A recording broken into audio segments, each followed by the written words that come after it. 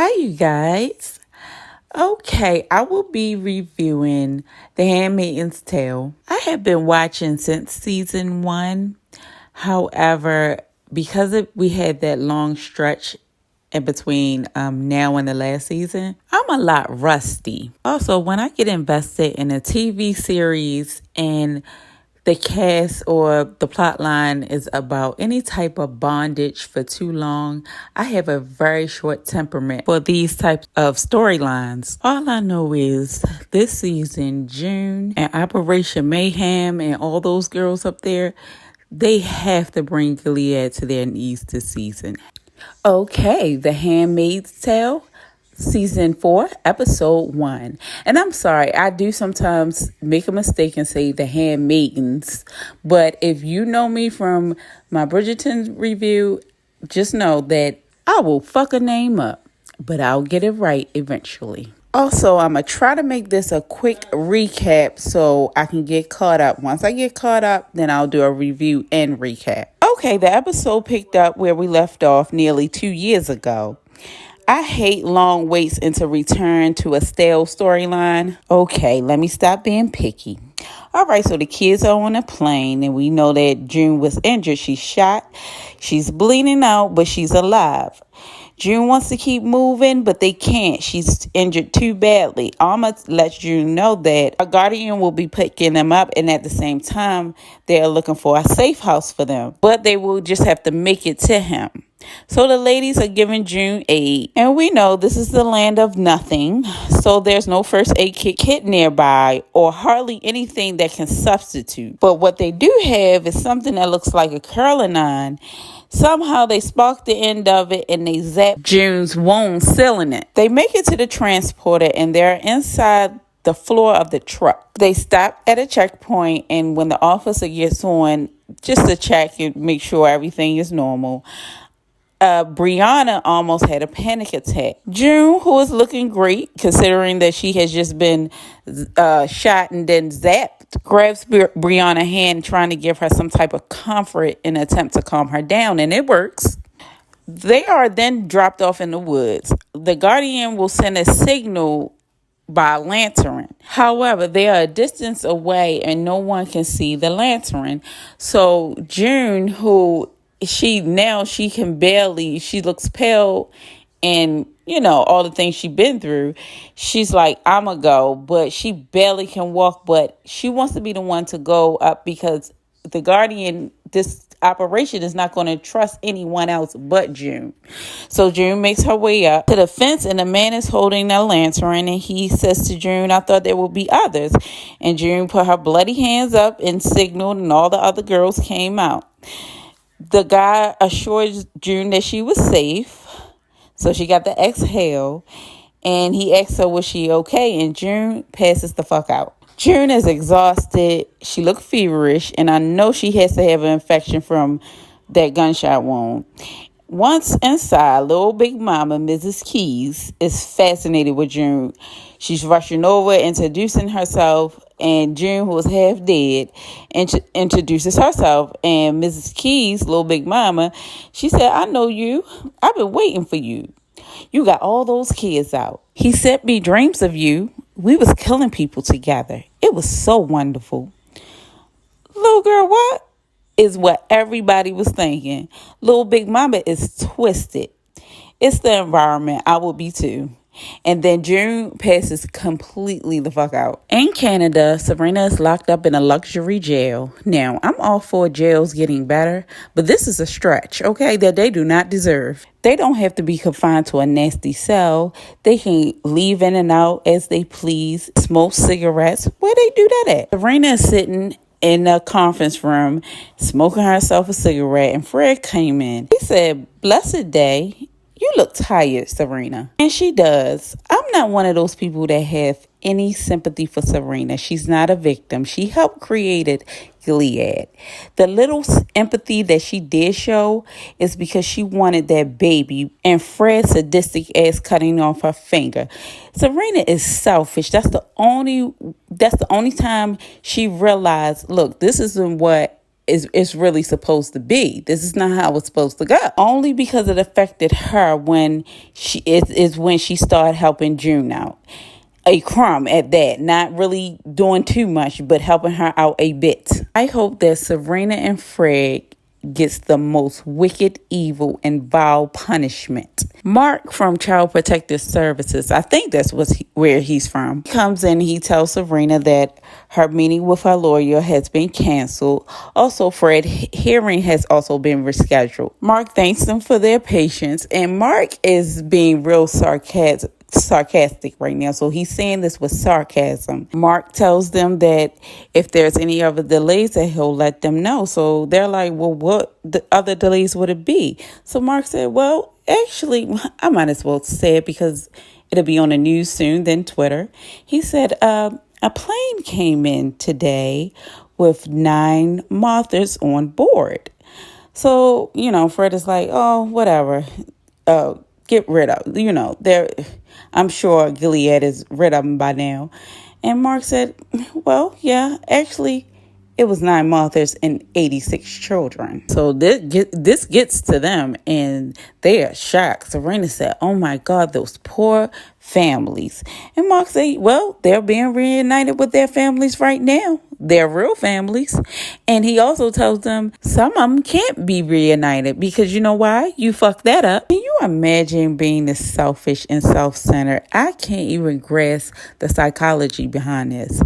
So she has sympathy for the Gilead elite, but the Gilead slaves who is tortured, raped, and have their babies taken away from them, I can't with them. I can't with Serena and Fred. I cannot. Mark tells them that June was involved with the escape. She's still in Gilead at large. Fred said that they was going to find her and kill her. So Serena said, may God show her mercy. Bitch, pray for mercy for yourself. Back in Gilead, Miss Trunchbull, Eviler twin sister, Aunt Lydia, is in front of council. And one of the members said, it's been 2 weeks that you've been interviewed by the eyes. And Aunt Lydia tells him, actually, it's been 19 days. It looks like the eyes done beat the shit out of Aunt Lydia. I don't feel sorry for her either. The councilman tells her that they decided that there will be no further discipline in this matter, and she thanks him, but they remind her that this is not an exoneration. Still, the handmaids did this on your watch. Lydia then thanks him for mercy. Council tells her that her frailties were taken into consideration, and she said, well, I thank you for that as well. They send her back to her works, and as she's leaving, one of the pigs on the board, because that's what this title should be based off, them pigs. He said, those handmade sinful whores. Now, we just like Miss Trunchbull, Aunt Lydia believes in her girls, the handmaids. And if they just do what she say, they shouldn't have any problems because Aunt Lydia knows best. So with that being said, she turns back around and she tells them, more misled than sinful in this case, they have been led astray by a Delilah. She done called June a goddamn Delilah. And she goes on. She has eluded your soldiers for 19 days. No telling what type of atrocity she's planning. Aunt Lydia tells them, look, just find her and bring it to me. And then a frail woman can sleep at night. And I'll leave you guys to your work. And this is her way of saying, y'all talking about these handmaids, but for 19 days, June has been gone. What the hell are y'all work? Aunt Lydia is right about that one. Okay, back at the safe house, June is recovering and she's telling us that she had to make homemade antibiotics and some ointment to make her skin heal. She's saying even though she's in pain that she has to keep moving. Gilead does not sleep and they will not rest until they find them. So regardless of how she's feeling, she has to suck it up and keep moving. June gets herself together. She go on out with the rest of the girls and everyone is happy to see June and everyone, it looks like they're making themselves useful on the farm, and they're doing chores. Also, now everyone is dressed in a Martha outfit. And Janine looks like she made a friend, the little pig. June goes to see Alma, and I think it's her time to be on watch because she's watching about 5-6 miles. June is telling her how her wounds are oozing out yellowish pus like something, and Alma's like, girl, June goes inside and she's hearing this thump. June goes inside of the doorway and she introduces herself to Commander Keys, but he says nothing, honey, and walk away. I'm like, what, he don't want these people at his house? June goes on out to the other side of the barn and she sees Little Big Mama, Mrs. Keys. My girl was out there smoking a cigarette, and she seen June, and she said, blessed be the fruit. Finally out of bed, and she gives June a hug. Little Big Mama wants to know the plan because she wants to kill all the men in Gilead. June tells her no one her age should be this brave. Because if you didn't know, Mrs. Keys is only about, the oldest is 15 years old. Nevertheless, Little Big Mama said, yo, you got me fucked up. I am the mistress of this house. And if you wasn't going to do anything, you shouldn't even have came here. Okay, next, Commander Lawrence, he's in jail. I don't even know how he got caught. If he damn well shouldn't have went through all that and didn't have a way out for himself. Like, I don't understand that. I do like Commander Lawrence. I do. I think he's genuine about, you know, how he feel this shit got too far. This is not what he planned it out to be. I do have sympathy for him. He's sitting in his cell and Nick walks in. I cannot stand Nick. I cannot.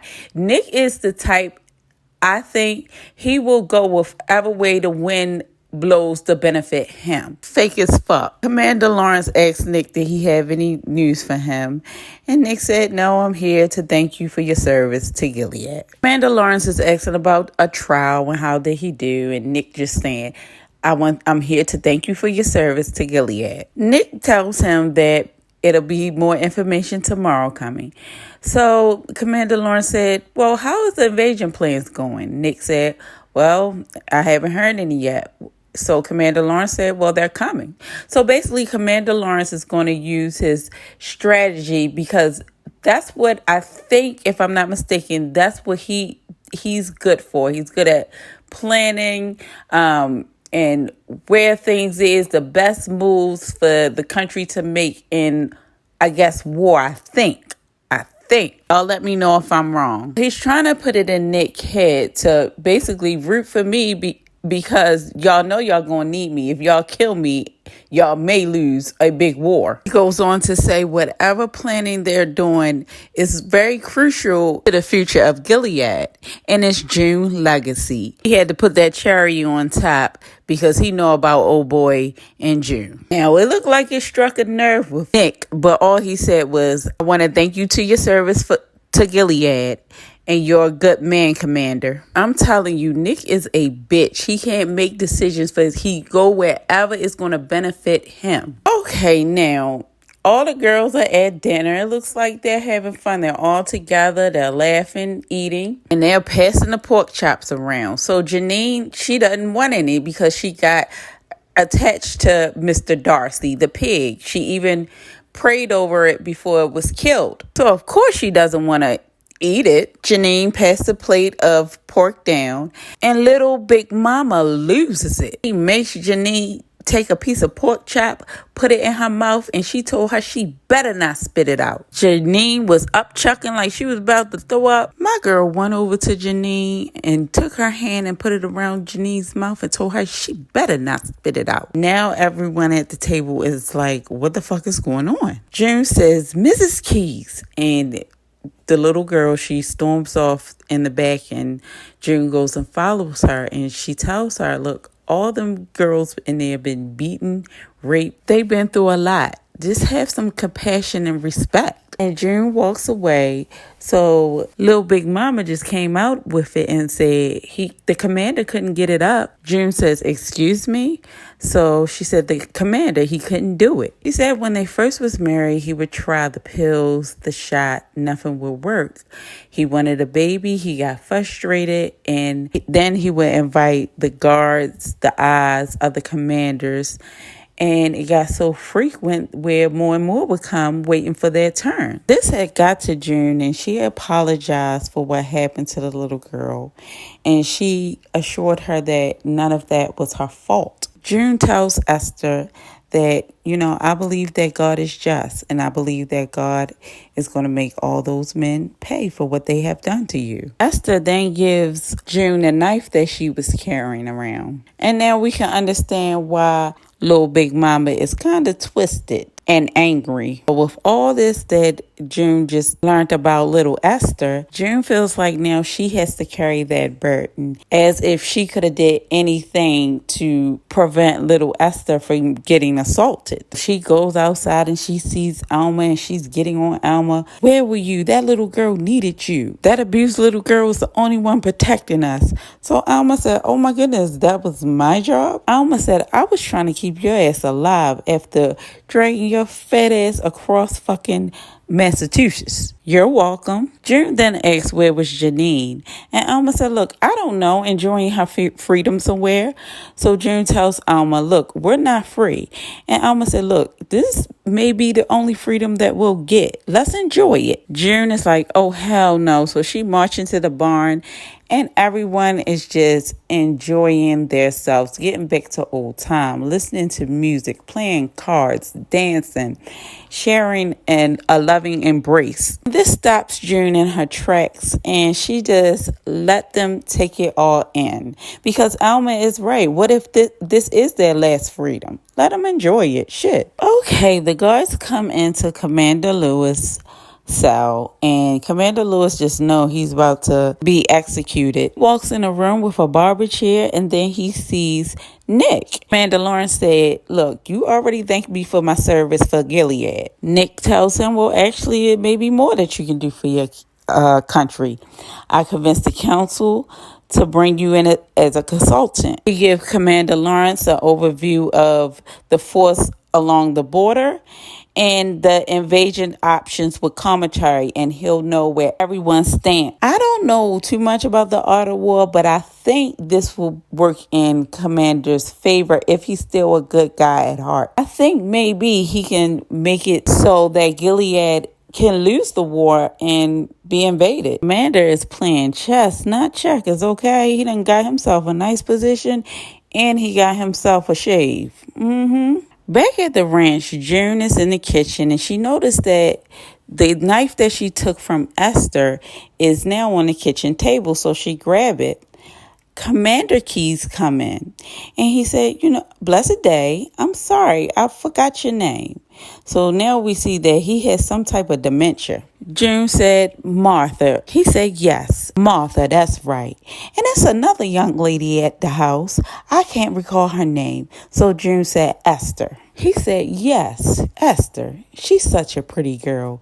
And June is getting heated, like fuming, moving over towards him with her knife. And then he said, I'm a bit afraid of her. June tells him, you should be. One of the guards come in and tells June that she's needed outside. She gets outside, and they caught an intruder. It's one of the guardians. Little Big Mama said he was trespassing, and he's drunk. So June said, do you know his name? Guardian Poe, but he likes to hear Esther say Johnny. So June said, he's one of them that did that shit to you? Esther said, yes, he's one of them. So June is like, she's caught like, what should I do? Should I kill this man? Should I let her do it? I don't know. So as she's thinking about it, Johnny ass tried to run away. So y'all know my girls chased his ass down, and they put him in the barn. And one of the other guards that's with the operation, the Mayday operation, he tells them, look, I'm going to take him down to the river. June said, no, Now they have Commander Johnny, Miss Girl, they got his hands tied to the ceiling. And June said, girls, this man here is a traitor to the United States, and he raped little girls repeatedly. And for those crimes, the punishment is death. She go over to Esther. She said, you're right. We here at Mayday, we don't hide. We fight, and we all fight together. So she gives Esther the knife, And she told Esther, make me proud. June didn't stay. You know, her body is aching and sore. So she go on to the bedroom and get into bed. Now, there's playing Natural Woman by Aretha Franklin, but, well, not Aretha Franklin, Virgin, but this is her song. Shortly after, Esther come in and she's bloody. So she come in and she gets into bed with June. And she tells June, I love you. And June says, I love you too, Banana. And I thought this was just so perfect. We know that Banana, June used to call her daughter Hannah Banana. I'm sure June did make Esther feel like, you know, a natural woman. She empowered her, strengthened her, gave her confidence. She definitely let her execute her plans to kill. Just girl power, you know? Y'all tell me what y'all think in the comment section. And that's where the story ends. And I'll see you guys on the next one. Bye.